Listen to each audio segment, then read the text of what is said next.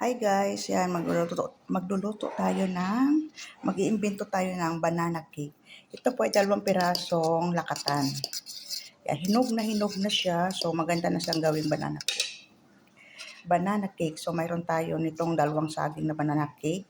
Mayroon tayong itong fresh milk, brown sugar, ah, asukal na puti, tapos yung baking soda, all-purpose flour, yan baking itlog, tsaka asin, yan.